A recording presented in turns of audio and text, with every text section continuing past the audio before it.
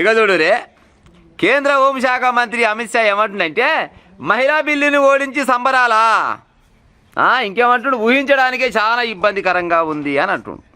అవునా అమిత్ షా గారు, మీరు ఈ బిల్లులో ఓడిపోతారని మీకు తెలియదా?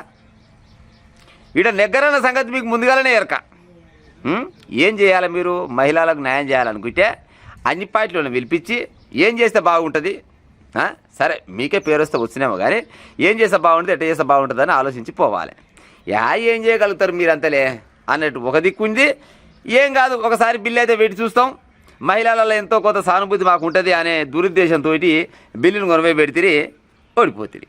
ఇప్పుడేమంటుడు మళ్ళా మహిళా బిల్లును ఒడగొట్టి సంబరాలు చేసుకుంటురా, ఊహించడానికి చాలా బాధాకరంగా ఉందంటే మరి ఇంత బాధపడుతుంది ముందుగా నాకు అనుకొని చేస్తే కాదా? మీరంతా తెలివికల్లోలే కదా, తెలివికల్లోలు కాబట్టినే ఢిల్లీలో గద మీద కూర్చుంటుంది. అంత తెలియొక్కలేట మరి ఆడికి పోతే ఓడిపోతామన్న సంగతి ముందుగానే ఎరకయ్యలకు. కాకపోతే ఏంటంటే జర్రంతా మహిళల దగ్గర సానుభూతి ఉండాలన్న ఆలోచనతోటి బిల్లు పెట్టినట్టు పెట్టిరు, ఓడిపోతామన్న సంగతి ఎరికే. కాకపోతే ఏమంటారంటే వాళ్ళంతా కలిసి ఓడగొట్టిరు, మేము ఓడిపోయినాం, మీకు ఏదో న్యాయం చేద్దాం అనుకున్నాం కానీ మీకు న్యాయం చేద్దామంటే అడ్డుపడ్డారని చెప్పుకుంటాం తప్పితే అంతకంత మించింది ఏమైనా ఉన్నా? అదుల్లో వీళ్ళు చేసిన పని బీజేపీ వాళ్ళు.